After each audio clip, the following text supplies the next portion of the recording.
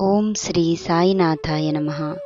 ಸಕಲ ಸಮಸ್ತ ಭಕ್ತಾದಿಗಳಿಗೆ ಬಾಬಾರವರು ಆಯುಷ್ಯ, ಐಶ್ವರ್ಯ, ಆರೋಗ್ಯ, ಸಂಪತ್ತನ್ನು ನೀಡಿ ಅನುಗ್ರಹಿಸಲಿ ಎಂದು ಪ್ರಾರ್ಥಿಸುತ್ತಾ, ಇಂದು ನಾವು ಸಾಯಿ ಸಚ್ಚರಿತೆಯ ಅಧ್ಯಾಯ 6 ಪಾರಾಯಣ ಮಾಡೋಣ.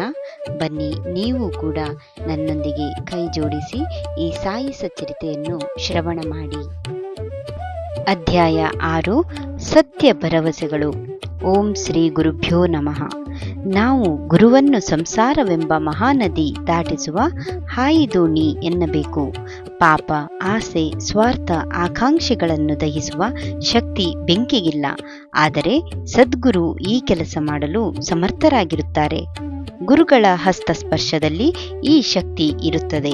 ಶ್ರೀ ಸಾಯಿನಾಥರ ದಿವ್ಯ ದರ್ಶನದಿಂದ ನಾಸ್ತಿಕರು ಶಾಂತರಾಗಿ ಪರಿವರ್ತನೆ ಹೊಂದಿ ಭಕ್ತಿ ಸಾಗರದಲ್ಲಿ ಮುಳುಗಿ ಪವಿತ್ರರಾಗಿ ಆಸ್ತಿಕರಾಗುತ್ತಿದ್ದರು. ಸಾಯಿ ದರ್ಶನದಿಂದ ನಾನು, ನನ್ನದು ಎಂಬ ಭಾವನೆಗಳು ಕರಗಿ ದೂರವಾಗುತ್ತವೆ.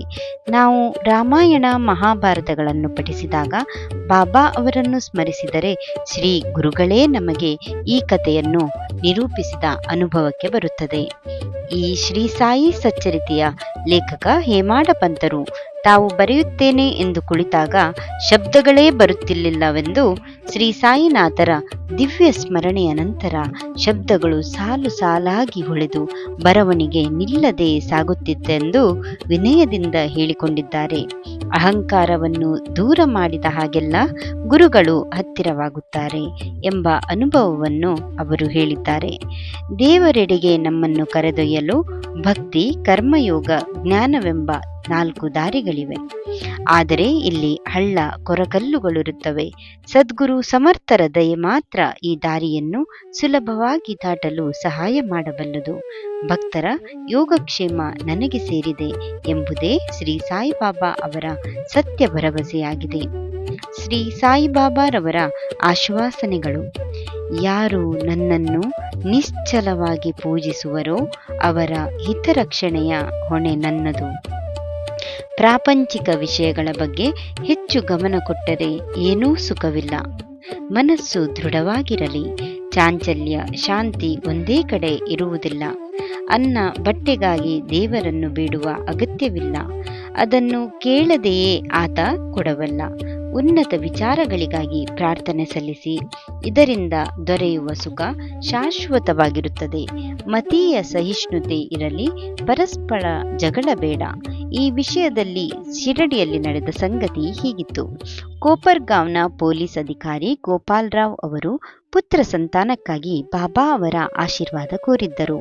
ಅವರಿಗೆ ಪುತ್ರ ಸಂತಾನವಾದಾಗ ಹರಕೆ ತೀರಿಸಲು ಶಿರಡಿಯಲ್ಲಿ ಜಾತ್ರೆಯೊಂದನ್ನು ಏರ್ಪಡಿಸಲು ಬಾಬಾ ಅವರ ಅನುಮತಿ ಕೋರಿದರು.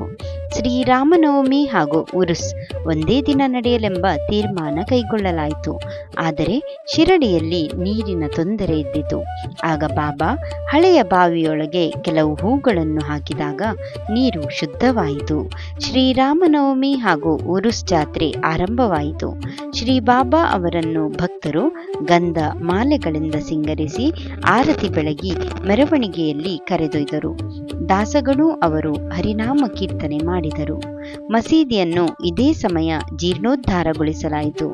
ಶ್ರೀ ಸಾಯಿನಾಥರು ರಾಮನವಮಿಯಂದು ರಾವಣ ಸಂಹಾರಕ್ಕಾಗಿಯೋ ಎಂಬಂತೆ ಕುಪಿತರಾದಂತೆ ಕಾಣಿಸಿದರೂ ಭಕ್ತರನ್ನು ಅನುಗ್ರಹಿಸಿದರು ಎಂಬಲ್ಲಿಗೆ ಶ್ರೀ ಸಾಯಿ ಸಚ್ಚರಿತೆಯ 6ನೇ ಅಧ್ಯಾಯ ಸಂಪೂರ್ಣವಾಯಿತು.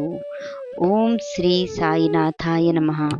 ಅಖಿಲಾಂಡ ಕೋಟಿ ಬ್ರಹ್ಮಾಂಡ ನಾಯಕ ರಾಜಾಧಿರಾಜ ಯೋಗಿರಾಜ ಪರಬ್ರಹ್ಮ ಶ್ರೀ ಸಚ್ಚಿದಾನಂದ ಸದ್ಗುರು ಸಾಯಿನಾಥ್ ಮಹಾರಾಜ್ ಕಿ ಜೈ.